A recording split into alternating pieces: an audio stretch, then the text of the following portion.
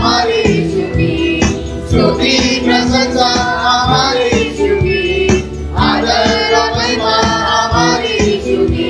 आओ मिलकर गाएं हम हालेलुया, आओ मिलकर गाएं हम हालेलुया। स्तुति प्रशंसा हमारे यीशु की, आदर और महिमा हमारे यीशु की, स्तुति प्रशंसा हमारे यीशु की, आदर और महिमा हमारे यीशु की। आओ मिलकर गाएं हम हालेलुया, आओ मिलकर गाएं हम हालेलुया। राजाओं का राजा यीशु राजा है, प्रभुओं का प्रभु यीशु प्रभु है। राजाओं का राजा यीशु राजा है, प्रभुओं का प्रभु यीशु प्रभु है। सारे जगत से वो प्यार करता है, अनंत जीवन वो सबको देता है। सारे जगत से वो प्यार करता है, अनंत जीवन वो सबको देता है। आओ मिलकर गाएं हम हालेलुया, आओ मिलकर गाएं हम हालेलुया। स्तुति प्रशंसा हमारे यीशु की, आदर और महिमा हमारे यीशु की, स्तुति प्रशंसा हमारे यीशु की, आदर और महिमा हमारे यीशु की। आओ मिलकर गाएं हम हालेलुया, आओ मिलकर गाएं हम हालेलुया। दीवारों को संगे होते हैं, पापियों के नाम से उधार पाते हैं। दीवारों को छूकर संगे होते हैं, पापियों के नाम से उधार पाते हैं। सारे जगत से वो प्यार करता है, अनंत जीवन वो सबको देता है। सारे जगत से वो प्यार करता है, अनंत जीवन वो सबको देता है। आओ मिलकर गाएं हम हालेलुया, आओ मिलकर गाएं हम हालेलुया। स्तुति प्रशंसा हमारे यीशु की, आदर और महिमा हमारे यीशु की, स्तुति प्रशंसा हमारे यीशु की, आदर और महिमा हमारे यीशु की। आओ मिलकर गाएं हम हालेलुया, आओ मिलकर गाएं हम हालेलुया। बादलों पर यीशु आने वाला है, विश्वासियों को जाने वाला है। बादलों पर यीशु आने वाला है, विश्वासियों को जाने वाला है। उसके साथ रहना कितना आनंद है, उसके साथ करना कितना सौभाग्य है। उसके साथ रहना कितना आनंद है, उसकी स्तुति करना कितना सौभाग्य है। आओ मिलकर गाएं हम हालेलुया, आओ मिलकर गाएं हम हालेलुया। स्तुति प्रशंसा हमारे यीशु की, आदर और महिमा हमारे यीशु की, स्तुति प्रशंसा हमारे यीशु की, आदर और महिमा हमारे यीशु की। आओ मिलकर गाएं हम हालेलुया, आओ मिलकर गाएं हम हालेलुया। आओ मिलकर गाएं हम हालेलुया, आओ मिलकर गाएं हम हालेलुया। आओ मिलकर गाएं हम हालेलुया, आओ मिलकर गाएं हम हालेलुया। यशायाह नबी की किताब 8वीं अध्याय 18வது வசனத்தோடு வாசி. 18वीं वचन को एक जन पढ़े। यशायाह की किताब 8वीं अध्याय। இதோ நானும் கர்த்தர் எனக்கு கொடுத்த பிள்ளைகளும் சியோன் பர்வதத்தில் வாசமாயிருக்கிற சேனைகளின் கர்த்தராலே இஸ்ரவேலில் அடையாளங்களாகவும் அற்புதங்களாகவும் இருக்கிறோம். அன்று நம்முடைய நாம் ஜெபம். பரலோக பிதாவே, நீர் எங்களோடு கூட பேசும்படியாக பிள்ளைகளும் சேனைகளின் கர்த்தராலே இஸ்ரவேலில் அடையாளங்களாகவும் அற்புதங்களாகவும் இருக்கிறோம். देख, मैं और जो लड़के यहोवा ने मुझे सौंपे हैं, उसी सेनाओं को यहोवा की ओर से जो सिय्योन पर्वत पर निवास किए रहते हैं, इस्राएली के लिए चिन्ह और चमत्कार हुए। 1985 வருடம் மே மாதம் 3ஆம் தேதி தற்கொலைக்கு நேராக ஓடிக்கொண்டிருந்தேன். 1985 आत्महत्या करने के लिए मैं खुदकुशी करने के लिए मैं गया था। ஒரு அம்மா மூலமா ஆண்டவர் என்னோடு பேசி என் வாழ்க்கையை மாற்றினார். एक अम्मा के द्वारा प्रभु मेरा जीवन में बदलाव दिया। தற்கொலைக்கு ஓடிக்கொண்டிருந்த என்னை சந்தித்தார். जो आत्महत्या करने के लिए गया था मुझसे मिला, என்னை அபிஷேகித்தார். मुझे अभिषेक दिया। 1986 வருடம் அவருடைய ஊழியத்துக்கு என்று என்னை வேறுபடுத்தார். 1986 में उनकी सेवा के लिए मुझे अलग किया। எனக்கு அன்பான தேவனுடைய பிள்ளைகளே, हमारे प्यारे बच्चे, 2002 வருடம் அக்டோபர் மாதம் என் மனைவிக்கு கேன்சர் வந்தது. 2002 अक्टूबर महीने में मेरा बीवी को कैंसर आया। என் மனைவிக்கு அது வந்து சேக்ரம் போன்ல இருந்து வந்ததுனால அது வந்து மல்டிபிள் மைலோமா என்று சொல்லிட்டாங்க. उनको जो सैक्रम बोन पर आने के कारण उसको मल्टीपल माइलोमा करके वो कैंसर करके बोल दिया। டாக்டர் வந்து அவங்க செக்அப் பண்ண டாக்டர் எல்லாம் சொன்னாங்க அவங்க 6 மாசம் தான் உயிரோட இருப்பாங்கன்னு சொன்னாங்க. जब उनको चेकअप किया तो वो डॉक्टर ने कहा सिर्फ 6 महीना ये जीवित रहेंगे, ஏன்னா இது வந்து செகண்டரி ஸ்டேஜ் வந்து ஃபைனல் ஸ்டேஜ்ல இருக்குன்னு சொன்னாங்க. क्योंकि ये फाइनल स्टेज में आया हुआ है, இவங்களால ஒன்றும் பண்ண முடியாதுன்னு சொன்னாங்க. हमसे हम कुछ नहीं कर पाएंगे करके बोल दिया। நான் சொன்னேன் நீங்க கொடுக்குற ட்ரீட்மெண்ட்டை கொடுங்க என்று சொன்னேன். मैंने कहा कि जो ट्रीटमेंट जो भी आप दे दीजिएगा। என் பிள்ளைகள் பெரிய பையன் 9 வயது, சின்ன பையன் 5 வயது. मेरा बड़ा बेटा 9 साल का है, मेरा छोटा बेटा 5 साल का है। எனக்கு பிள்ளைகளை இரவெல்லாம் கட்டி பிடிச்சு அழுவேன். मैं रात की समय में ये दोनों बच्चों को पकड़ के मैं रोता था। என் மனைவிக்கு கேன்சர் ட்ரீட்மெண்ட் கொடுத்தாங்க, கீமோதெரபி கொடுத்தாங்க. मेरा बीवी को कीमोथेरेपी स्टार्ट हो गया। கீமோதெரபி கொடுத்த அடுத்த நாளே அந்த மருந்து ஸ்டார்ட் பண்ண அடுத்த நாளே என் மனைவிக்கு முடி டோப்பாவாக கண்டு விடுதது. मैंने जो बीवी को कीमो दिया है उसका जो नेक्स्ट डे में उनका पूरा बाल नीचे गिरने लगा, बिल्कुल कंजा हो गए। அவங்களுக்கு வந்து அவங்களுடைய முடி வந்து ரொம்ப லாங் ஹேர் பாரு கண்டக்கால் வரைக்கும் இருக்கும். उनका बाल है जो लंबे बाल है नीचे तक रहता था। கொஞ்ச நாள்ல 2-3 நாள்ல அவங்க உரிச்ச உருளைக்கிழங்கு மாதிரி ஆயிடுச்சு மண்டை. 2-3 दिन के अंदर ही मतलब उनका बाल पूरा कंजा हो गया, मतलब जैसे हमारा जो आलू को उतारते हैं कैसे रहता है वैसे छिलका उतारने के बाद। என் மனைவி பார்க்கவே முடியல என்னால. मेरा बीवी को मैं देख नहीं पा रहा था। ரொம்ப சீரியஸ் ஆயிட்டாங்க வர்றாங்க. दिन ब दिन वो बहुत सीरियस कंडीशन में चली गई। அதே நேரத்தில் அவங்க தொடர்ந்து ட்ரீட்மெண்ட் அங்கே கவர்மெண்ட் ஹாஸ்பிட்டல் ஜிஹெச்ல இருந்தாங்க. लगातार वो जीएच में ट्रीटमेंट ले रही थी। டிசம்பர் 22ஆம் தேதி दिसंबर 22 तारीख என்னுடைய சர்ச் பிள்ளைங்கெல்லாம் கேரள் போகிறதுக்காக வேண்டி என் வீட்டுக்கு வந்தாங்க. हमारे चर्च के बच्चे सब केरल राउंड्स जाने के लिए मेरे घर சாயந்தரம் आए। ஒரு 5 மணி இருக்கும், அவங்களாம் வீட்டில் பாடிட்டு இருந்தாங்க. साई के समय पर 5 बजे मेरे घर में वो गीत गा रहे थे। கரெக்டாக பார்த்தீங்கன்னா நான் உட்காந்துட்டு இருக்கிறேன், வாசல் பக்கம் டமால்னு ஒரு சத்தம் கேட்டது. मैं वहाँ पे बैठा हुआ था, एकदम द्वार के पास डमार करके एक आवाज आया। திரும்பி பார்த்தா என்னுடைய பையன் 2வது பையन வந்து முதல் மாடியிலேருந்து கீழே விழுந்துட்டான். एकदम देखा तो मेरा जो दूसरा बेटा ஐயோ दूसरी मंजिल से वो नीचे गिर गया। ஐயோ என் பிள்ளை கீழே விழுந்துட்டானே என்று வேகமாக தூக்கி போய் தூக்குனா அவருடைய வலது கண் வெளியே வந்துச்சு. जब मैंने उसको जाके उठा लिया तो एकदम उसका जो आँख पूरा वैसे बाहर निकला के पड़ा हुआ है। அவனுடைய மூக்கிலையும் காதில் ரத்தம் வர ஆரம்பிச்சு. उसका नाक में भी उसका कान में से भी खून बहने लगा। அதற்கு பிறகு அவனை அங்கே உள்ள பக்கத்தில் ஒரு ஹாஸ்பிட்டல் கொண்டு போனோம். उसको एकदम पास में अस्पताल में ले அந்த गए। டாக்டர் சொன்ன எல்லாம் முடிஞ்சு போச்சுங்க. उस डॉक्टर ने कहा सब कुछ अभी खत्म हो அதனால चुका है। எந்த ஹாஸ்பிட்டலில் என் மனைவி ட்ரீட்மெண்ட் எடுத்து கொண்டு இருக்கிறாரோ அந்த ஹாஸ்பிட்டல் கொண்டு போனேன். जिस अस्पताल में मेरे बीवी को ट्रीटमेंट हो रहा था उसी अस्पताल में ले गए। அந்த கேஷுவாலிட்டியில் கொண்டு போய் பார்த்ததுல அவங்க உடம்புலாம் ஸ்கல்ப் எக்ஸ்ரே எடுத்தாங்க. उन्होंने मतलब बच्चा को इमरजेंसी में लेकर गए, पूरा स्कैन वगैरह किया। அதற்கு பின்பு எம்ஆர்ஐ ஸ்கேன் எடுத்தாங்க. उसके बाद हमारे स्कैन भी हुआ। நல்லா சொன்னாங்க அவங்க உடம்பெல்லாம் உடம்புல இருக்க எல்லா எலும்புமே நொறுங்கிருச்சு இருந்துச்சு. उन्होंने कह रहे थे कि उसका पूरा जो हड्डियां टूट के पड़ा हुआ है। ராத்திரி பொழுது அவனுடைய ஒரு பெட்டில் படுக்க வச்சு ஒரு 24 hours பார்ப்போம் முடியுதான்னு பார்ப்போம் அப்படின்னு சொல்லி படுக்க வச்சு 24 घंटे हम देख लेंगे करके उसको एडमिट करके रख दिया।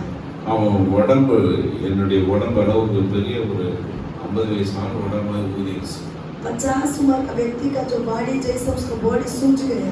ராத்திரி முழுவதும் रात पूरा நான் முழங்கால் படிட்டு ஆண்டவர் நோக்கி கூப்பிட்டேன். मैं घुटने टेक प्रभु की ओर तरफ से पुकारने लगा, என் ஆண்டவரே, हे प्रभु, நீ கொடுத்த என் பிள்ளை நான் என் சாமி கொடுக்கிறேன். आपने दिया ये बच्चा, என்னால முடியாது. मेरे से नहीं होगा. என் மகனுடைய ஜீவனை மீட்டு கொடு मेरा बेटा का जो प्राण को दोबारा दो. என்று நான் முழுவதும் முழங்கால் படிட்டு அவனுடைய பெட்டுக்கு முன்னாடி கதறி அழுது செபித்தேன். रात भर के मैं पूरा घुटने में टेक कर मैं चिल्ला चिल्ला के प्रभु से प्रार्थना करने लगा. அதற்கு பின்பு காலையில 3 மணிக்கு ஒரு டாக்டர் வந்தார். इसके बाद 3 बजे के आसपास एक डॉक्टर आए थे. நீங்க ராத்திரி எடுத்த அதே ஸ்கல் எக்ஸ்ரே வந்து மீண்டும் எடுத்துருவாங்க. दोबारा जो स्कल एक्सरे रात को लिया तो उसको दोबारा आप जाके लेकर आइए. எடுத்த 5 மணிக்கு போய் எடுத்துட்டு வந்தோம். जाके 5 बजे को हमने एक्सरे लेकर आए. அடுத்த ராத்திரி எடுத்த எக்ஸ்ரே இப்ப எடுத்த எக்ஸ்ரே மாறி மாறி பார்க்கறாங்க. जो रात को लिया वो एक्सरे को और अभी 5 बजे की सुबह जो लिया वो एक्सरे को बार-बार वो देख रहे थे. அவரு என்ன இது ராத்திரி எடுத்த எக்ஸ்ரேல எல்லா எலும்பும் நொறுங்கி இருக்கு, இப்ப எடுத்த எக்ஸ்ரேல எல்லா எலும்பும் நார்மலா இருக்கு.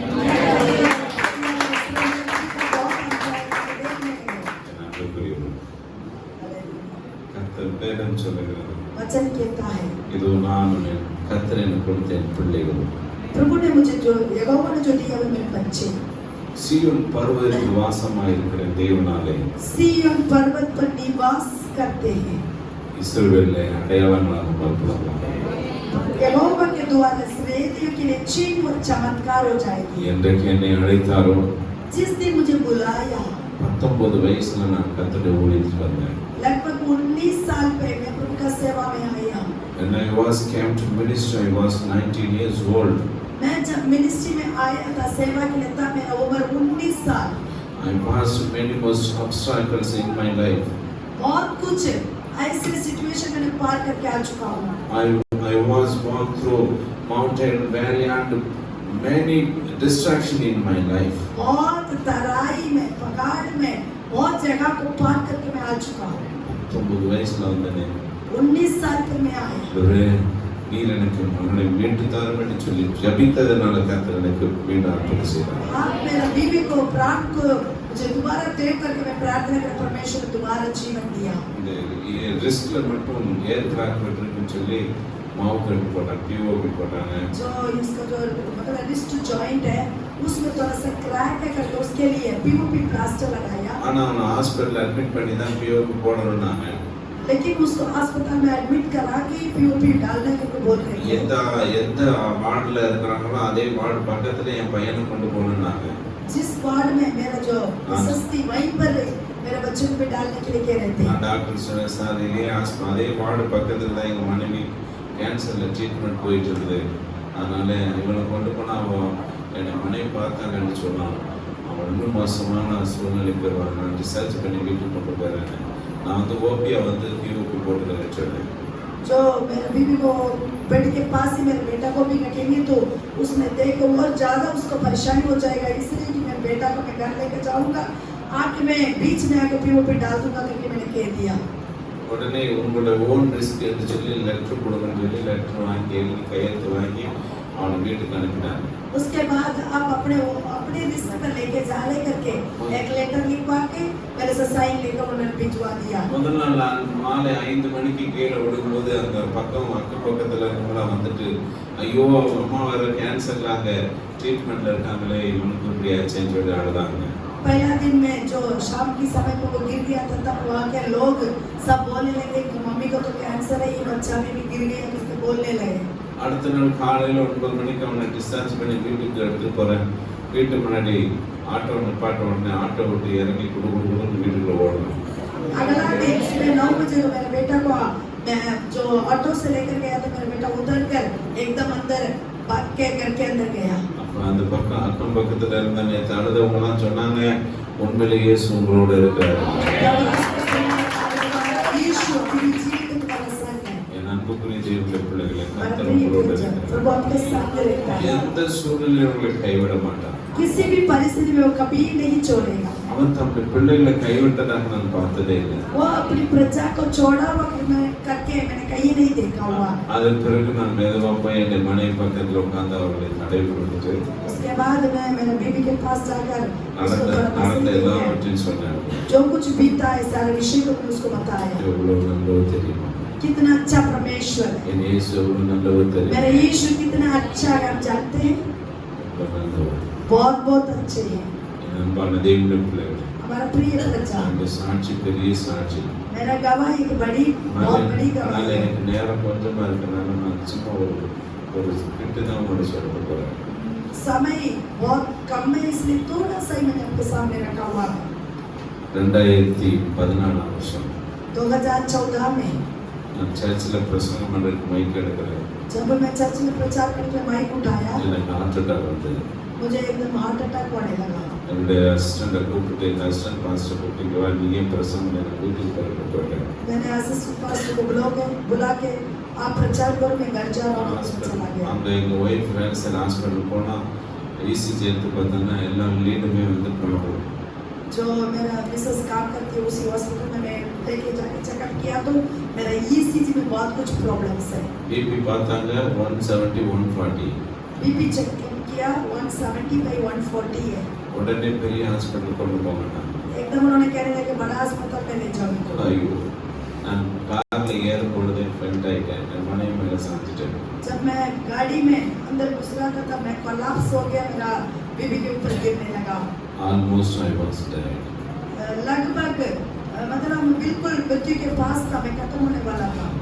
ட்ரிபிள் ஹாஸ்பிட்டலில் கொண்டு போய் என்ன கரண்ட் ஷாக் வச்சு என்ன உயிரோடு எழுப்பினாங்க. वहाँ पर मेरे को जो अस्पताल में ले गए थे तब डिफिब्रिलेटर लगा के शॉक देके मेरे को दोबारा जीवन दिया। ஞாயிற்றுக்கிழமை காலை 9 மணிக்கு காரில் ஏறினது தான் எனக்கு தெரியும். जो मतलब विश्राम दिन के इतवार सुबह 9 बजे को गाड़ी के अंदर मैं बैठ रहा था, वो दूसरा था वही मेरे को पता है। அதுக்கப்புறம் என்ன நடந்தது தெரியல.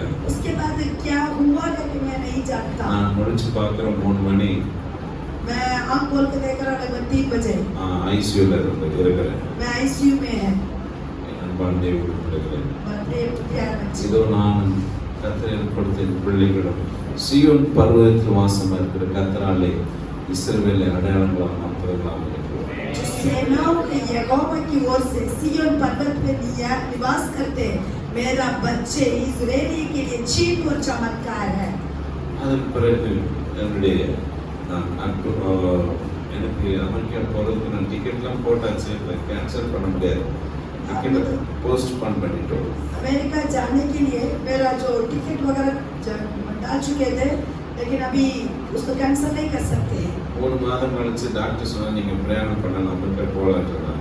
3 महीने के बाद जो डॉक्टर्स कह रहे थे अभी आप अमेरिका जा सकते हैं। அமெரிக்கா கிளம்பி போனேன். जब मैं अमेरिका चला गया, இந்த ஊழியத்தை செய்து கொண்டேன். मैंने सेवा को वहाँ पर भी किया। டிசம்பர் மாதம் என் மனைவிக்கு திடீரென்று ரொம்ப சீரியஸ் ஆயிட்டாங்க இந்தியாவில். दिसंबर महीने में मेरा इधर भारत देश में मेरा जो बीबी एकदम अचानक वो सीरियस होने लगी। நான் இந்தியாவில், அவங்க இந்தியாவில் இருக்காங்க, நான் அமெரிக்காவில் இருக்கிறேன். वो इंडिया में रह रही है, मैं अमेरिका में रहती हूँ। எம்ஆர்ஐ ஸ்கேன் எடுத்து பார்த்ததுல அந்த ஸ்பைனல் கார்ட் டிஸ்க் வந்து 6 and 7 டிஸ்க் லாஸ்ட் டிஸ்அப்பியர். जो मतलब एमआरआई स्कैन लेकर देखा तो जो उनका स्पाइनल कार्ड है उसमें मतलब 6 लंबा 6 और 7 बिल्कुल डिसअपियर, वहाँ पर दिखाई नहीं दे रहा था। என்ன ஆச்சுன்னே தெரியல.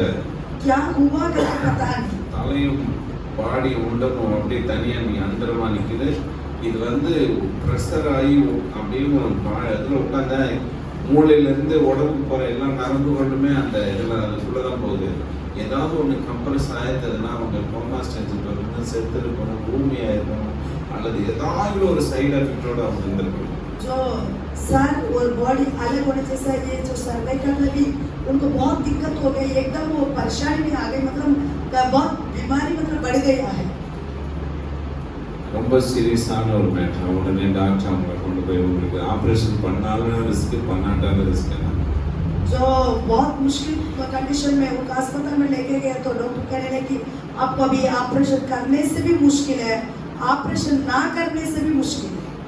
அப்புறம் அதை வந்து எனக்கு அவங்க இந்த எம்ஆர்ஐ ஸ்கேன் எனக்கு வாட்ஸ்அப்பில் அனுப்பி விட்டாங்க. वो एमआरआई स्कैन मेरे को मतलब मुझे व्हाट्सएप में भेजा था। அந்த டாக்டர்கிட்ட காட்டினேன் அந்த எம்ஆர்ஐ ஸ்கேனை. वहाँ पर मैंने डॉक्टर को दिखाया। அவங்க அந்த எம்ஆர்ஐ ஸ்கேனை பார்த்தோன்னே ஷி டஸ் வாட் அப்படின்னாங்க. वो मुझसे कहने लगे कि ये अभी भी चल रही है क्या? என்ன இவர் இப்படி கேட்குறான்னு எனக்கு ரொம்ப பயம் வந்தது. उन्होंने ऐसे पूछने से मेरे को एकदम डर आने लगा। எனக்கு ரெண்டாவது முறை பெரிய ஒரு ஹார்ட் அட்டாக் வந்துட்டாங்க. दूसरी बार उसको सुनते ही मेरे दोबारा एक हार्ट अटैक होने लगा। உடனே அங்கே உள்ள ஒரு பெரிய ஹாஸ்பிட்டல் ஸ்பாட் ஹாஸ்பிட்டலில் ஐசியூவில் அட்மிட் பண்ணிட்டாங்க. वहाँ पर स्पॉट करके एक बड़ा अस्पताल वहाँ पर दोबारा मेरे को एडमिट कर दिया। என்னுடைய மனைவி இங்கே ஐசியூவில் இருக்காங்க, நான் அங்கே ஐசியூவில் இருக்கேன். जो मेरा बीवी यहाँ पर आईसीयू में है, मैं वहाँ पर अमेरिका में आईसीयू में हूँ। என் அன்பான தேவனுடைய பிள்ளைகளே, हमारे प्यारे बच्चे, என்ன நடந்திருக்கும் யோசிப்பார். क्या हुआ होगा सोचिए। டாக்டர் சொன்னாங்க ஒரு எப்படியும் அவங்க ஆப்ரேஷன் பண்ணா 21 நாள் வந்து அவங்க வந்து ஐசியூவில் இருக்கணும்னு சொன்னாங்க. उनका मतलब ऑपरेशन हुआ तो 21 दिन अस्पताल में आईसीयू में रहना पड़ेगा। என்னுடைய காஸ்ட்ரேஸ் वो बहुत परमेश्वर का अनुग्रह से 3வது நாளே அவங்க நல்லா எழுந்து நடக்க ஆரம்பிச்சாங்க. तीसरे दिन वो उठकर चलने लगी, ஏன்னா அந்த ஐசியூவில் இருக்கிறது என்னையும் கத்த நோக்கி பார்த்தான். क्योंकि जो वहाँ पर मैं आईसीयू में था मुझे भी परमेश्वर ने देखने लगा। நானும் எழுந்து நடக்க ஆரம்பித்தேன். मैं भी उठकर चलने लगा। நானும் கர்த்தர் எனக்கு கொடுத்த என் பிள்ளைகளும் சீயோன் பர்வதத்தில் வாசமாக இருக்கிற கர்த்தரால் இஸ்ரவேல் அடையாளமும் அற்புதமாக இருக்கிறோம். उसी सेनाओं का यहोवा की ओर से सिय्योन पर्वत पर निवास किए रहते हैं। मैं और मेरे लड़के, यह मतलब इस्राएली के लिए चिन्ह और चमत्कार है। என் அன்புக்குரிய தேவனுடைய பிள்ளைகளே, और प्यारे प्रजा, தேவன் நல்லவராக இருக்கிறார். यीशु मसीह अच्छा है। Oh, taste and see that the Lord is good. और चख के देखो वो कितना अच्छा है। There is nothing nothing as like our God. उनके समान और कोई है ही नहीं। Hallelujah. Amen. Amen. அன்பானவர்களே, हमारे प्यारे प्रजा, 2017 ஆண்டு 2017 में நாங்கள் நடத்தி கொண்டிருந்த சர்ச்சை காலி பண்ணணும்னு சொல்லிட்டாங்க. जो मैं चर्च चला रहा था उस चर्च को खाली करने के लिए कहा। அவர்கிட்ட கேட்டேன், அவர் ஒரு கிறிஸ்டியன், அவர் சொல்றாரு காலி பண்ணுங்க என்று சொல்றாரு. वो भी क्रिश्चियन भैया है, उन्होंने कह दिया कि आप खाली करो। நான் ஆண்டவர்கிட்ட கேட்கிறேன், मैंने प्रभु से पूछा, அவரே நான் எப்படி இந்த மந்தையை கொண்டு போவேன்? हे प्रभु, मैं इस झुंड को मैं कहाँ पर ले जाऊं? நான் எங்க இந்த மந்தையை கூட்டு ஓடுவேன், எங்க கூட்டு போய் மேய விடுவேன், அந்த அடையை போடுவேன். मैं कौन सा झुंड को उठाकर चला सकता हूँ? அன்பானவர்களே, प्यारे बच्चे, ஒரு லைன் எனக்கு ஃபோன் பண்ண ஒரு இடம் உங்களுக்கு வேலைக்கு வாங்குறீங்க. एक वकील ने मेरे से बात किया कि वहाँ पर एक जगह है, அந்த उसको இடத்தை आप வாங்குறதுக்கு எப்படியும் எங்க ஏரியால 3 கோடி ரூபாய் போகுது. उस जगह को खरीदने के लिए हमारे एरिया में उसको 3 करोड़ कहते हैं। வெறும் 5 ரூபாய் காயினோட அந்த அவன்கிட்ட போறேன். सिर्फ 5 रुपए का कॉइन उठाते हुए मैं वो उनके पास में गया। அவர் என்ன பார்த்தார், மேலும் கீழும் பார்த்தார். वो मेरे को ऊपर से नीचे तक நீங்க देखा। தான் இடத்த வாங்க போறீங்களா? आप ही वो जगह लेने वाले हैं? ஆமா என்று சொன்னேன். मैंने कहा हाँ। எனக்கு பார்த்தா ஆள் பழுக்கா இருக்கிறது ஒரு நல்ல வீட்டெல்லாம் பார்த்துதான் நினைச்சேன். उन्होंने मेरे को देख लगा, सोच लिया ये बड़ा अच्छा पार्टी है, बहुत वो है। பட் கிளீன் கோட் எம்டி பாக்கெட்னு அவருக்கு தெரியல. लेकिन उनको ये नहीं पता कि मेरा खाली पॉकेट है। நான் பண்டே கொடுத்தேன். मैं प्यारे प्रजा, அது கேட்டார் எவ்வளவு கொடுக்குறீங்க. उन्होंने मुझसे पूछा आप कितना दोगे? எங்க சர்ச்சில் விசுவாசம் தான் கலெக்ஷன் பண்ணி ஒரு 12 லட்சம் ரூபாய் வேணா தருவேன். मैंने हमारे चर्च में सारे विश्वासियों से कलेक्ट करके लगभग 12 लाख दे सकता हूँ। என்னை இலக்காரமா பார்த்து சிரிச்சாங்க. उन्होंने मेरे को ऐसे देखे अजीब से हंसने लगे। ஏன்னா கோடியில போகுது, நீங்க லட்சத்தில் நிக்கிறீங்க. एक करोड़ में जा रहा है, अब तो लाखों में बोल रहे हैं। அப்புறம் அவங்க ஒய்ஃப் வந்து அவரை உள்ள கூட்டு போய் ஏதோ பேசலாம். फिर उनका मिसेस ने उनको अंदर बुलाकर कुछ बात किया। சரி பாஸ்டர், நாங்க 12 லட்சம் ரூபாய் கொடுக்க முடியாது, ठीक है पास्टर जी, 12 लाख तो दे नहीं सकते, 15 லட்சம் ரூபாய் கொடுங்க. 15 लाख आप दीजिए। எனக்கு आप जगह को लेने की बात कर रहे हैं। 15 லட்சம் ஒரு பக்கம் இருக்கு. 5 லட்சம் எப்படி ரெடி பண்ணி கொடுத்தாச்சுன்னா 10 லட்சம் கொடுக்கணும். 5 लाख हमने सब कुछ मतलब अरेंज करके दे दिया நேரம் और ஆயிட்டே 10 लाख देना है। இருக்கும். நான் நேரம் முடிய போகுது, அவங்க கொடுத்த 6 மாசம் முடிய போகுது. उन्होंने दिया वो 6 महीना खत्म होने वाला समय என்ன था। பண்றது, ஒரு பக்கம் எங்க பெரிய பையனுக்கு கல்யாணம் வச்சிருக்கோம். तो उसी समय पर बड़ा बेटा को मैंने शादी के लिए रखा பெரிய था। பெரிய பையன் வந்து அவன் பைபிள் காலேஜ் படிக்கிறான். मेरा बड़ा बेटा अमेरिका में मतलब बाइबल कॉलेज पढ़ रहा है। கல்யாணம் ஜூன் 20 தேதி நடக்க இருக்குது. शादी जून 20 तारीख को होने वाला है। இந்த மாதம் ஜனவரி 15th வந்து ஒரு பணம் கொடுத்து முடிக்கணும். जनवरी 15वीं तारीख के अंदर हम पैसा पूरा देना है। இன்னும் ஒரு பக்கம் கடன்ல வந்து ஒரு 12 லட்சம் எங்களை நெருக்கிட்டு இருக்காங்க. एक और जगह पे हमारा कर्जा 12 लाख और हमें प्रस्तावट कर रहे थे। ஒரு பக்கம் 15 லட்சம் வந்து 10 லட்சம் வந்து எங்க பையன் கல்யாணத்துக்கு சம்பந்தி வீட்டுல போகணும். एक साइड में मेरा जो बेटा का शादी के लिए 10 लाख है मेरे संबंधित वाले घर पे देना है। ஒரு பக்கம் இந்த பக்கம் பாத்தீங்கன்னா லேண்ட் வந்து 15 ஜனவரி 15 தேதிக்குள்ள முடிக்கணும். इस साइड पे वो जो लैंड को जनवरी 15 तारीख पहले उसको फिनिश करना है। இன்னொரு பக்கம் கடன்காரங்க வந்து 15 தேதி ஜனவரி மாசத்துக்குள்ள முடிக்கணும்னு சொல்லி நிக்கிறாங்க. दूसरी साइड पे देखा तो कर्जा लोग मतलब कर्जा में दिया है उन्होंने आके ये जनवरी महीने के अंदर ही कर्जा पूरा முழங்கால் பண்ணிட்டு அங்கிட்டு ஜெபம் பண்ணேன். मैंने गुड नाइट टेक प्रभु से प्रार्थना என்ன की செய்யணும் தெரியலப்பா. प्रभु मैं क्या करूं मुझे समझ नहीं आ रहा है। கரெக்டா 15 தேதியெல்லாம் என்னுடைய மனைவி கவர்மெண்ட்ல வேலை செய்யறதுனால அவங்க என்ன பண்ணாங்க ஒரு லோன் ஒன்று திடீர்னு போட்டாங்க. அது ரொம்ப நாள் ஆகும். வித்தின் 2 daysல லோன் வந்தது 10 லட்சம். मेरा जो बीवी ने एकदम वो सरकारी नौकरी में करती है इसलिए उसने लोन अप्लाई किया लगभग 15-20 दिन लगता है लेकिन उसी समय पर 2 दिन के अंदर लोन मिल गया। அதுக்கப்புறம் எடுத்து அந்த இடத்த முடிச்சோம். उस 10 लाख को उठाकर उस जगह को हमने खरीद लिया। கணக்காரெல்லாம் வந்து எப்படி அது கடன் முடிஞ்சுன்னு இது வரைக்கும் நினைச்சு பார்க்கறேன். எப்படி முடிஞ்சுன்னு தெரியல. எப்படி முடிஞ்சது लेकिन अभी तक मेरे को मतलब सोचने से अजीब सा लग रहा है कि कैसे वो 10-12 लाख भी मैंने दे दिया मेरे को पता नहीं। ஜூன் 20 தேதி என் மாணவனுக்கு கல்யாணம் ஒரு பெரிய மினிஸ்டருடைய வீட்டு கல்யாணம் நடந்தது. जून 20 तारीख को मेरे बेटा को जो शादी है जो मंदिर लोगों का घर में होता वैसे शादी हुआ। நல்லவர் இயேசு நல்லவர்.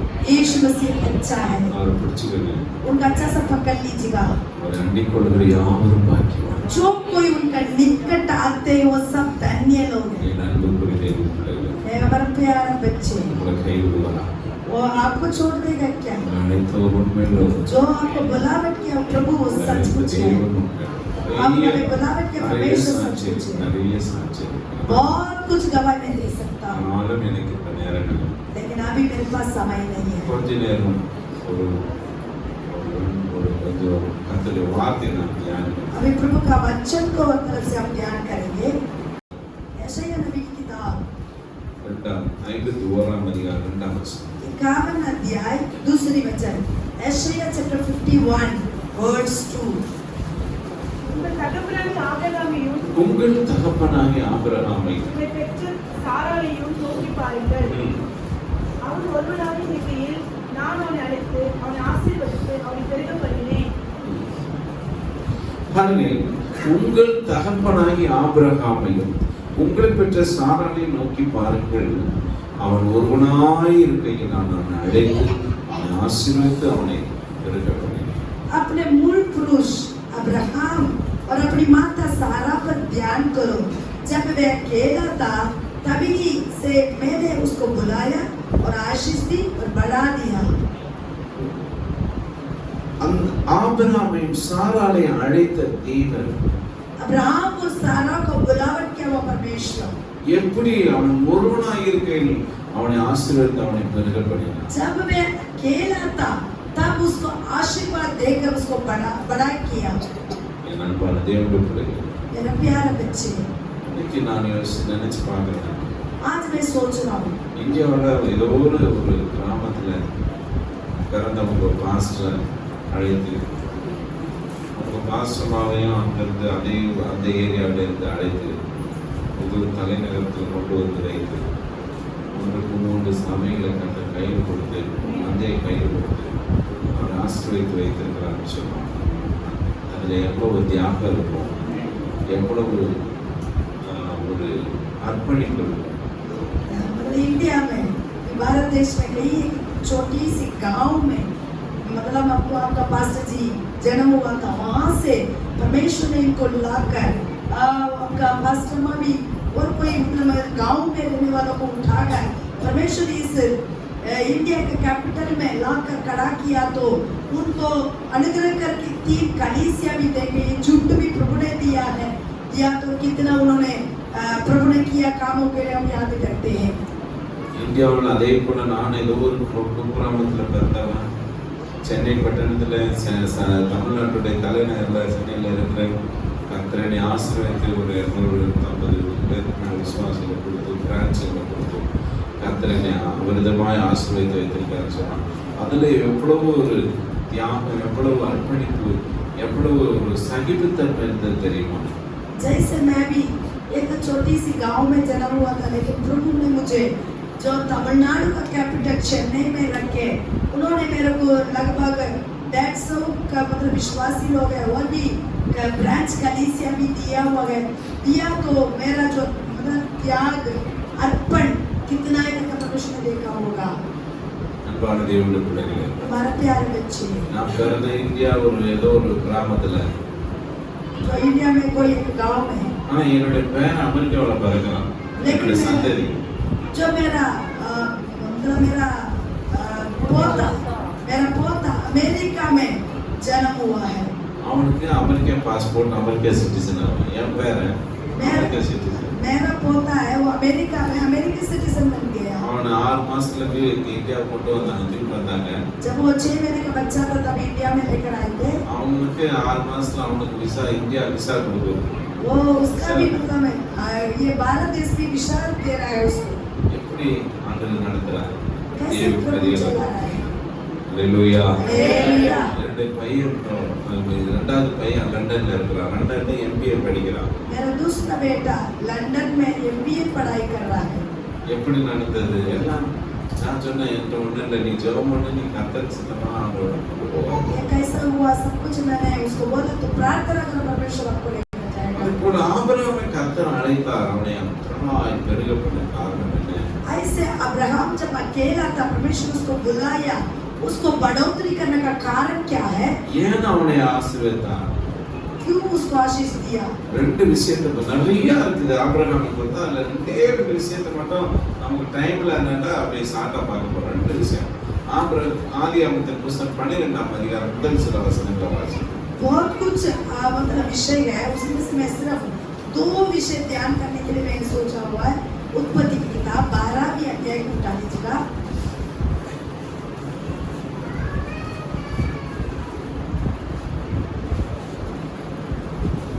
ஆபிரகாம் 12ஆம் அதிகாரம் முதல் சில வசனங்களை வாசிப்போம். पहला वचन से पढ़िए। கர்த்தர் ஆபிரகாமை நோக்கி, கர்த்தர் ஆபிரகாமை நோக்கி, நீ உன் தேசத்தையும் நீ உன் தேசத்தையும் உன் இனத்தையும் உன் இனத்தையும் உன் தகப்பனுடைய வீட்டையும் ம். விட்டு புறப்பட்டு நான் உனக்கு காண்பிக்கும் தேசத்துக்கு போ. நான் உன்னை பெரிய ஜாதியாக்கி உன்னை ஆசீர்வதித்து உன் பேரை பெருமைப்படுத்துவேன். நீ ஆசீர்வாதமாய் இருப்பாய். உன்னை ஆசீர்வதிக்கிறவர்களை ஆசீர்வதிப்பேன். உன்னை சபிக்கிறவனை சபிப்பேன். பூமியில் உள்ள வம்சங்கள் எல்லாம் உனக்குள் ஆசீர்வதிக்கப்படும் என்றார். यहोवा ने अब्राहम से कहा, अपने देश और अपने कुटुंबिया और अपने पिता के घर को छोड़कर उस देश में चले जा जो मैं तुझे दिखाऊंगा, और मैं तुझसे एक बड़ी जाति बनाऊंगा और तुझे आशीष दूंगा और तेरा नाम महान करूंगा और तू आशीष का मूल होगा। जो तुझे आशीर्वाद दे उन्हें मैं आशीर्वाद दूंगा, जो तुझे कोसे मैं साफ दूंगा, और भूमंडल के सारे कुल तेरे द्वारा आशीष पाएंगे। கர்த்தர் உன் தேசத்தையும் உன் இனத்தையும் விட்டு நான் உனக்கு காண்பிக்கும் தேசத்துக்கு போ. मैं तेरा कुटुंबिया तेरा देश सारे छोड़कर मैं जो दिखाऊंगा उस देश में तू जा। நான் உன்னை ஆசீர்வதித்து உன்னை பெருக பண்ணுவேன். मैं तुझे आशीर्वाद देकर तेरा नाम को बड़ा करूंगा, உன்னை திரளாய் பெருக பண்ணுவேன். तुझे बहुतायत आशीष दूंगा, நீ ஆசீர்வாதமாய் இருப்பாய். तो आशीष पाक कर रहेगा। உன்னை ஆசீர்வதிக்கிறவர்களை ஆசீர்வதிப்பேன். जो तुझे आशीर्वाद देते हैं उनको मैं भी आशीर्वाद दूंगा, உன்னை சபிக்கிறவர்களை சபிப்பேன். जो कोई तुझे कोसे उनको मैं शाप दूंगा। ஆபிரகாம் உடனே கர்த்தரை பார்த்து, एकदम अब्राहम परमेश्वर को उधर से देखे, நான் எங்க போகணும், मैं कहाँ जाना है, எப்படி போகணும், कैसे जाना है, எதற்கு போகணும், क्यों जाना है। இங்க இருக்கும்போதே நீதான் ஆசீர்வாதத்துக்குரியவர், இங்க இருக்கும்போதே உன்னால் ஆசீர்வதிக்க முடியாதா? क्यों आशीर्वाद का जो मूल तेरे पास है, यही सिर्फ आशीर्वाद दे नहीं सकते क्या? ஏன் நான் இங்க இருந்து ஆசீர்வதிக்க முடியாதா क्यों यहाँ से आशीर्वाद ले नहीं सकते क्या? என்று எதுவுமே கேள்வி கேட்கல. कुछ भी सवाल नहीं पूछा। 4வது வசனம் சொல்லுகிறது, चौथी वचन कहता है கர்த்தர் ஆபிரகாமுக்கு சொன்னபடி அவன் கிளம்பி போனான், புறப்பட்டான். इसी वचन के अनुसार अब्राहम चला। கர்த்தர் ஆபிரகாமுக்கு சொன்னபடியே அவன் புறப்பட்டு போனான். जैसे अब्राहम को परमेश्वर ने कहा वैसे उसने किया। ஒரு கீழ்ப்படிதல். एक बात मानने का स्थिति। நீ உன் தேசத்தை உன் இனத்தை விட்டு நான் உனக்கு காண்பிக்கும் தேசத்துக்கு போ. तुम अपने देश और अपनी कुटुंबिया अपना घर छोड़कर तो निकल। ஏன் கர்த்தர் ஆசீர்வதிக்க இருக்கிற இடத்துல இருந்து ஆசீர்வதிக்க மாட்டாரா? प्रभु जिस जगह पे हम रहते हैं वहां से आशीर्वाद दे नहीं सकते क्या? இருக்கிற இடத்துல இருந்து ஆசீர்வதிக்க முடியாதா? जगह पर मैं रहता हूँ वहीं से आशीर्वाद नहीं आ सकता है क्या? அவன் இருக்கிற இடம் வந்து எப்படிப்பட்ட இடம்னு சொன்னா वो விக்கிரக ஆராதனை நிறைந்த ஒரு இடமாக वो रहने का जो स्थान है कैसे जगह वो मूर्ति पूजा करने वाला स्थान। எனக்கு அன்பான தேவனுடைய பிள்ளைகளே, हमारे प्यारे बच्चे, அவன் கர்த்தர் இருக்கிற இடத்துல இருந்து அவனை ஆசீர்வதிக்க முடியாதானே? परमेश्वर जो जिस जगह पर हम रहते हैं वहीं से आशीर्वाद दे नहीं सकता है क्या? ஏன் இந்த இடத்தை விட்டு போன்னு சொல்றாரு? क्यों इस जगह को छोड़ने के लिए बोल रहा है? ஏன்னா அங்க இருந்து அவனை கர்த்தர் ஆசீர்வதிக்க முடியாது. क्योंकि उस जगह पर उसको आशीर्वाद नहीं दे सकेगा। ஏன் ஆசீர்வதிக்க முடியாது? क्यों आशीर्वाद नहीं आएगा? யோசுவாவின் புத்தகத்துல 24ஆம் அதிகாரம் 2வது வசனத்திலே यहोशू की किताब 3வது வசனம், तीसरी वचन जो मतलब यहोशू जोशुआ चैप्टर 24 वर्स 3। நான் நதிக்கு அப்புறத்தில் இருந்த ஆ, உங்கள் தகப்பனாகிய ஆபிரகாமை அழைத்துக் கொண்டு வந்து ஆ. அவனை கானான் தேசம் எங்கும் சஞ்சரிக்கச் செய்து அவன் சந்ததியை திரட்சியாக்கி 2வது வசனத்தை வாசிங்க. दूसरी அப்பொழுது वचन யோசுவா அப்பொழுது யோசுவா சகல ஜனங்களையும் நோக்கி சகல ஜனங்களையும் நோக்கி, இஸ்ரவேலின் தேவனாகிய கர்த்தர் இஸ்ரவேலின் தேவனாகிய கர்த்தர் சொல்லுகிறது என்னவென்றால் ஆ. பூர்வத்திலே உங்கள் பிதாக்களாகிய பூர்வத்திலே உங்கள் பிதாக்களாகிய ஆபிரகாமுக்கும் ஆபிரகாமுக்கும் நாகோருக்கும் நாகோருக்கும் தகப்பனாகிய தேராக தகப்பனாகிய என்பவன் தேராக என்பவன் நதிக்கு அப்புறத்திலே குடியிருந்த போது நதிக்கு அப்புறத்திலே குடியிருந்த போது அவர்கள் வேறே தேவர்களை சேவித்தார்கள். அவர்கள் என்ன செய்தார்கள்? புரியுதா? இப்போ இந்த இடத்துல இருந்த விக்கிரக ஆராதனை இருக்கிற இடத்துல இருந்தவனை கர்த்தர் ஆசீர்வதிக்க மாட்டார். यहाँ पर मूर्ति पूजा करने की जगह पर रहेगा तो इस जगह पे आशीर्वाद नहीं आ सकेगा। அன்பானவர்களே, हमारे प्यारे बच्चे, அந்த ஒரு விக்கிரக ஆராதனையை விட்டு நாம வெளியே போகணும். ऐसे जो पराई देवता को जो आराधना करते हैं उसी जगह को छोड़कर जाना है। தேவனை நம்ம ஆசீர்வதிக்க முடியலன்னா प्रभु क्यों हमें आशीर्वाद नहीं दे सकते? நாம் விட வேண்டிய தேசங்கள் நிறைய இருக்கு. हम जो छोड़ने वाला देश बहुत कुछ है। விலகி போக வேண்டிய காரியங்கள் நிறைய இருக்குது.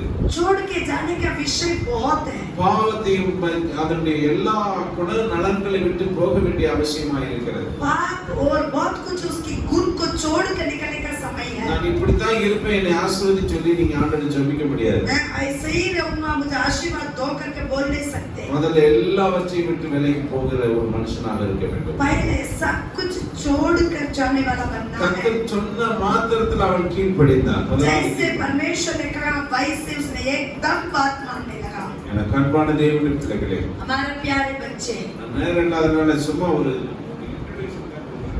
मेरे पास समय नहीं है इसलिए सिर्फ थोड़ा सा इंट्रोडक्शन ही ஏன்னா बता रहा हूँ। நம்ம நேரத்துல வந்து 40 நிமிஷத்துல வந்து 20 நிமிஷம் டிரான்ஸ்லேஷன் போது 20 நிமிஷம் மெசேஜ் வந்துடுது. क्योंकि 40 मिनट में 20 मिनट ट्रांसलेशन में चला जा रहा है, 20 मिनट की वचन बता पाए। தேவன் ஆபிரகாமை ஆசீர்வதிக்க காரணம், இரண்டாவது காரணம் என்ன தெரியுமா? परमेश्वर अब्राहम को आशीर्वाद करने का कारण दूसरी कारण क्या है? ஆதியாகமம் 14ஆம் அதிகாரம் उत्पत्ति 14वीं अध्याय 18ஆம் வசனத்தை வாசிப்போம். 8वीं वचन को पढ़ेंगे। जेनेसिस 14:18। அன்றைய உன்னதமான தேவனுடைய அன்றையும் உன்னதமான தேவனுடைய ஆசாரியனாய் இருந்த சாலேமின் ராஜாவாகிய மெல்கிசேதேக்கு அப்பமும் ஆ. திராட்சைரசமும் கொண்டு மெல்கிசேதேக்கு அப்பமும் திராட்சைரசமும் கொண்டு வந்து அவனை ஆசீர்வதித்து வானத்தையும் பூமியையும் பூமியையும் உடையவராகிய ஆ. உன்னதமான தேவனுடைய ஆசீர்வாதம் ஆசீர்வாதம் ஆபிரகாமுக்கு உண்டாவதாக. உன் சத்துருக்களை உன் கையில் ஒப்புக் கொடுத்த உன்னதமான தேவனுக்கு ஸ்தோத்திரம் என்று சொன்னான். இவனுக்கு ஆபிரகாம் எல்லாவற்றிலும் தசமபாகம் கொடுத்தார். இவன் இந்த மெல்கிசேதேக் யார் என்று சொன்னால் அவன் ஒரு ஆசாரியன் ராஜா. இவன் ஆசாரியன். ये मलकीसेदेक कौन है कि ये याजक है. இந்த மெல்கிசேதேக்கு ஆபிரகாம் எல்லாவற்றிலும் தசமபாகம் கொடுக்கிறவனாக இருந்தான். ये मलकीसेदेक के लिए अब्राहम सारी वस्तु में से उसने दशमन सा दिया. திருநெல்வேலியில இருந்து ஒருத்தர் சென்னைக்கு வந்தார். திருநெல்வேலி से एक व्यक्ति चेन्नई आया. கையில வெறும் 25 காசோட வந்தார். हाथ में सिर्फ 25 पैसा लेकर आया. அந்த 25 காசு வச்சு அவர் என்ன பண்ணாரு, அவ்வளவுதான் வந்தவர் ரோடா அந்த பிளாஸ்டிக் பாட்டில் பிளாஸ்டிக் உடைஞ்ச பாட்டில் எல்லாம் பறக்கி அதை காயினங்களை மாதிரி போட்டு காசு சம்பாதிச்சாரு. जो उतना ही पैसा था इसलिए उसने जो प्लास्टिक बॉटल ये सारे इकट्ठा करके जो कबाड़ी का काम करने लगा. ஒரு நாள் ஃபுல்லா உழைச்சா 10 ரூபாய் கிடைக்கும். एक दिन पूरा काम किया तो 10 रुपए मिलता है. சொல்றது 50 வருஷத்துக்கு முன்னாடி. मैंने जो ये विषय बोला लगभग 50 साल की पहले की बात. அந்த 10 ரூபாயில 1 ரூபாய் தசமாக எடுத்து வச்சிருவாரு. वो 10 रुपए में उसने 1 रुपए उठा के दशमन से रख देता है. அப்புறம் ஒரு 100 ரூபாய் சம்பாதித்தாரு. फिर 100 रुपए कमाने लगा. அப்புறம் 1000 ரூபாய் फिर சம்பாதித்தாரு. 1000 कमाने लगा. இவர் பறக்கி கொண்டு போய் போடுற அந்த கடையை விலைக்கு வாங்கினாரு. जो कबाड़ी जो उठा के जाके डाल रहा था उस दुकान को उसने खरीदने लगा. ஒரு பெரிய ஃபேக்டரி உருவாக்கினாரு. फिर उसके बाद एक बड़ा फैक्ट्री रख दिया. இன்னைக்கு அந்த சர்ச்சில் அவர் தசமாமே 3 லட்சம் ரூபாய் கொடுக்குறாரு. आज उस चर्च में वो भाई ने मतलब दशमन से 3 लाख देता है. வெறும் 25 பைசாவோட வந்தார். सिर्फ 25 पैसा से आया. சில விசுவாசிகள் சம்பளம் வாங்கும்போது தசமா கொடுக்க அப்படியே யோசிக்க ஆரம்பிக்கிறாங்க. कुछ विश्वासी लोग जो सैलरी लेते समय पर दशमन से देने का ऐसे सोच लेते हैं. இவ்வளவு எப்படி நம்ம கொண்டு போய் கொடுக்கிறது? इतना सारा कैसे दे देंगे? நீ அது உன் காசு இல்லைன்னா वो तेरा पैसा नहीं है ना. அது உன் காசு கிடையாது. वो तेरा पैसा நீ नहीं है. 10,000 ரூபாய் சம்பளம் வாங்குறனா அது 1000 ரூபாய் உன் காசு கிடையாது. தயவுசெய்து புரிஞ்சுக்கோ. 10,000 आप खरीद रहे मतलब सैलरी ले रहे तो उसमें 1000 रुपए तेरा नहीं है. நீ 1 லட்சம் ரூபாய் வாங்கினா 10,000 ரூபாய் வந்து அது உன் காசு கிடையாது. அது கடவுளுடைய காசு. 1 लाख आप कमा रहे तो 10,000 वो परमेश्वर का तेरा नहीं है. திருடரும் பொருளாசைக்காரரும் பரலோக ராஜ்யத்தில் பிரவேசிக்க மாட்டாங்க. जो चोर करने वाले जो लालच रखते हैं वो परमेश्वर का राज्य में नहीं जा सकते. அப்ப தசமா கடவுளுடைய காசை நம்ம கொடுக்காம இருக்கிறது திருடுறதுக்கு சமமா இல்லையா? जो दशमन सा परमेश्वर का पैसा को नहीं दिया तो हम मतलब चोरी करने का है. அப்ப அந்த தசமாவத்தை கொடுக்கலாம் கடவுளுடைய காசு திருடுறோம். जो दशमन सा जो नहीं दिया तो परमेश्वर का पैसा हम चोरी करते हैं. அப்ப திருடுற நம்ம பரலோகத்துக்கு போமா? फिर हम चोरी करने वाला प्रभु का राज्य में जाएंगे. ஆபிரகாம் எல்லாவற்றிலும் அவனுக்கு தசமாக கொடுத்தான். अब्राहम सारे विषय में उसने दशमन सा दिया. ஆகவே கர்த்தர் அவனை ஆசீர்வதித்தார். इसलिए परमेश्वर ने अब्राहम को आशीर्वाद दिया. மல்கியா 2:10 என்ன சொல்லுகிறது? என் ஆலயத்திலே ஆகாரம் உண்டாயிருக்கும்படி தசமாங்களை எல்லாம் பண்டசாலையிலே கொண்டு வா. मलाकी 3 अध्याय 10वीं वचन में लिखा है मेरा भवन में जो आशीर्वाद रहने के लिए सारे दशमन सा लेकर आओ. அப்பொழுது வானத்தின் பலகணிகளை திறந்து உங்களை ஆசீர்வதிக்க மாட்டேன் என்று அதனாலே சோதித்து பாருங்கள். तब मैं आकाश की भंडार को खोल कर तुझे आशीर्वाद नहीं देता हूं करके तू मुझे परख के देखो. 1 கொரிந்தியர் 10ஆம் அதிகாரத்தில் அங்கே பவுல் எழுதுகிறார், அவர்களை வனாந்தரத்தில் சோதித்ததனால கர்த்தரை அவர்கள் சோதித்ததனால அழிந்து போட்டார். पहला कुरिन्थियों 2 अध्याय में हम देखते हैं कि 10वें अध्याय में हम देखते हैं कि वहां पर इस्राएल लोग रेगिस्तान मार्ग में परमेश्वर को परखने लगे तब परमेश्वर उसको मार डाल दिया है. கர்த்தரை சோதிக்கிறவங்களை கர்த்தர் அடிப்பார். जो यहोवा को जो परखने के लिए सोचेगा तो वो मारेगा. அப்படிப்பட்ட கர்த்தர் சொல்றாரு, ऐसे प्रभु कहते हैं உங்களை அதனால ஆசீர்வதிக்க மாட்டோம்னு நீங்க இந்த ஒரு விஷயத்தை என்ன சோதித்து பாருங்கன்றார். जो मैं तुझे आशीर्वाद नहीं दूंगा करके तू मुझे परख के देखो इस विषय. இந்த ஒரு விஷயத்தை நம்ம கர்த்தரை சோதிக்கிற கர்த்தர் பெர்மிஷன் கொடுக்கிறார். सिर्फ इस एक विषय पे प्रभु का परखने के लिए उसने हमारे लिए अनुमति दे रहा है. கோல்கேட் கம்பெனிக்காரன் 10ல ஒரு மடங்கு தசமா கொடுத்திருந்தான். जो कोलगेट कंपनी वाला है 10 भाग में से 1 भाग प्रभु का जो दशमन सा दिया. அதனால கண்ட்ரோல் பண்ண முடியல. 10ல ஒரு மடங்கு இவன் வச்சுக்கிட்டு 10 மடங்கு 9 மடங்கு ஊழியத்தை கொடுக்க ஆரம்பிச்சான். फिर थोड़ा समय के बाद उसने 1 भाग अपने पास रख दिया, 9 भाग प्रभु का सेवा के लिए देने लगा. இன்னைக்கு இன்னமும் அந்த கோல்கேட் அடிக்கிறதுக்கு பேஸ்ட் கிடையாது. आज कोलगेट के समान और कोई पेस्ट नहीं आज भी. உன்னை ஆசீர்வதிக்க வேண்டும். प्रभु आपका आशीर्वाद देगा? ஏன் நம்முடைய வாழ்க்கையில் ஆசீர்வாதம்? क्यों हमारे जीवन पर आशीष नहीं आ रहा இந்த है? காரியங்கள் நீங்க கீழ்ப்படிய வேண்டிய விஷயத்துல கீழ்ப்படிங்க. दो विषय, जिस बात पे तुम्हें मानना चाहिए उसमें बात माना करो। கர்த்தர் கொடுக்க வேண்டிய விஷயம் தசமாக காணிக்கிற உண்மையாயிருங்க. प्रभु का जो देने के विषय में बिल्कुल सचमुच बन के रहो। கர்த்தர் உங்களை விடுதலை ஆசீர்வதிப்பார். प्रभु आपको बहुत आयत आशीर्वाद करेगा। கண்களை மூடி ஜெபம் பண்ணுமா? अब आंख बंद करके प्रार्थना करेंगे। Glory to God. Hallelujah, hallelujah, Hallelujah. Hallelujah, hallelujah.